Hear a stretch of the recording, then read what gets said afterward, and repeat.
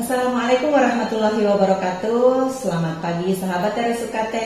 Jumpa lagi dengan saya Suri dalam acara podcast RSUKT. Apa kabar semuanya sahabat RSUKT? Pagi ini kita akan kedatangan tamu yang cantik. Beliau adalah kepala instalasi rawat nginap di Rumah Sakit Umum Kota Tarakan. Selamat pagi dokter. Selamat pagi. Beliau biasanya dipanggil Dokter Yanti. Nama lengkapnya Dokter Nur Hidayanti, spesialis penyakit dalam Vinasim. Bagaimana kabarnya dokter? Alhamdulillah baik. Baik. Sahabat RSUKT, hari ini kita akan membahas tentang penyakit gagal ginjal.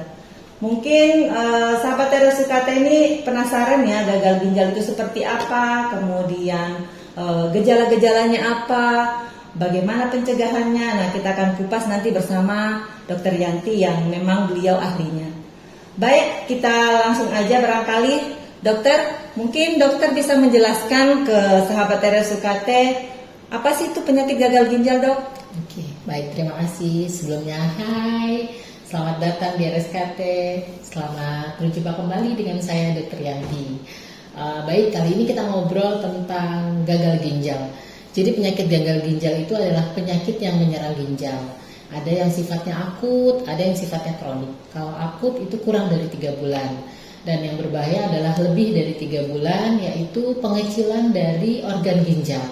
Kenapa? Itu bisa terjadi komplikasi di jangka depan, akan terjadi gagal ginjal kronik dan akhirnya akan menjadi terapi cuci darah atau hemodialisa. Mungkin itu ya untuk pengantarnya. Ngeri ya dok ya, kalau kita mendengarkan terkait tentang cuci darah, rasanya gimana ya mendengarnya. Nah dok, mungkin Dokter Yanti bisa menyampaikan apa sih gejala-gejalanya ya supaya masyarakat Kota Tarakan ini tahu gejala tentang ini. Tapi sebentar dok ya, biar penasaran dulu, kita jeda lihat iklan sebentar. Oke. RSU Kota Tarakan, pilihan Anda, semangat kami. Baik, kita kembali lagi ya dok ya. Saya sampaikan dokter. Baik. Jadi penyakit gagal ginjal itu penyebabnya banyak ya. Jadi sebenarnya kan ginjal itu fungsinya untuk menyaring racun. Nah, fungsi ginjal adalah kalau misalnya kita membuang racun atau sisa dari tubuh, itu misalnya seperti urin. Jadi kalau misalnya urin kita tidak terbuang dengan baik karena ginjalnya rusak, maka di badan akan timbul seperti bau dari urin itu sendiri ya. Jadi nafasnya berbau, kemudian kulitnya kering, kemudian juga seperti kehitaman. Dan kalau kita mencium urin kan pasti mual ya rasanya. Jadi kadang-kadang orangnya keluhannya adalah mual, kemudian muntah, kulit kering, kemudian juga rasanya seperti sakit mah ya. Kemudian orangnya penurunan berat badan seperti itu. Jadi ada gejala-gejala yang membuat pasiennya tambah lama kondisinya tambah mudah lelah seperti itu. Gitu. Berarti tadi sahabat RSUKT udah dengar nih ya gejala-gejalanya seperti apa sih, supaya ada pencerahan buat sahabat-sahabat RSUKT untuk bisa mengenal gagal ginjal. Nah dok, saya ingin bertanya dok, mungkin sahabat RSUKT juga ada yang bertanya-tanya nih. Biasa kan kita mendengar tuh penyakit tekanan darah tinggi ya atau hipertensi. Apa hubungannya dok? Apa bisa menyebabkan gagal ginjal ya? Ya, oke. Jadi kalau penyakit hipertensi itu adalah tekanan darah yang naik ya. Jadi lebih dari 140/90 kalau sudah diukur lebih dari 2 kali. Nah, kalau orang dengan hipertensi kemudian tidak mau minum obat, ya misalnya nggak mau minum obat, nggak apa-apa, saya biasa-biasa aja, tensi 200 biasa. Apa yang terjadi? Ginjalnya akan tidak mendapatkan nutrisi atau tidak akan mendapatkan aliran darah yang baik. Sehingga ginjal yang tadi ukuran normal, lama-kelamaan dia akan mengecil, aliran darahnya ke situ mengecil, sehingga fungsi ginjalnya akan menurun. Pasti kalau hipertensi yang lama, hipertensi yang tidak terkontrol, tidak mau minum obat, kedepannya akan terjadi gagal ginjal. Memang tidak langsung gagal ginjal stadium 5 ya, seperti orang yang takutkan bahwa akan melakukan cuci darah, tapi fungsinya akan menurun dari tahun ke tahun. Itu kita bisa periksakan laboratorium yang bisa dilakukan di RSKT, yaitu pemeriksaan ureum kreatinin atau pemeriksaan urin di awal untuk mengetahui adanya kebocoran dari ginjal. Seperti itu. Artinya ini penyakit hipertensi ini tidak bisa kita abaikan ya dok ya? Betul karena sekali. pasti ada kaitannya akan berpengaruh ke ginjal nanti. Saya masih mau bertanya nih dok, tapi kita jeda dulu ya. Nanti kita lanjut setelah pesan-pesan berikut ini. Oke. RSU Kota Tarakan. Pilihan Anda, semangat kami. Dok, saya punya pertanyaan lagi nih. Tadi kan kita sudah bahas tentang tekanan darah tinggi ya. Kita lihat di masyarakat ini kan juga banyak tuh penyakit kencing manis ya dok ya. Diabetes, yang orang-orang juga sudah tahu diabetes itu kencing manis. Ada nggak juga sih hubungannya dengan ini? Kalau orang yang menderita penyakit kencing manis itu bisa berpengaruh nggak ke ginjalnya? Ya, jadi banyak sekali ya pasien penyakit dalam itu adalah pasien hipertensi dan kencing manis yang datang ke rumah sakit untuk kontrol. Kencing manis yang tidak terkontrol atau gula darahnya yang sangat tinggi itu akan merusak organ. Jadi organ-organ di dalam tubuh seperti jantung, kemudian pembuluh darah, mata, otak, kemudian ginjal juga akan mengalami kerusakan. Jadi adalah bagian dari komplikasi dari diabetesnya atau dari kencing manisnya. Jadi kalau misalnya gejalanya seperti tadi yang mual, muntah ya, kemudian kulitnya kering, kemudian racun ginjalnya naik, sehingga kalau orang-orang diabetes gula darahnya harus terkontrol. Di mana kalau dia terkontrol maka komplikasinya tidak akan terjadi.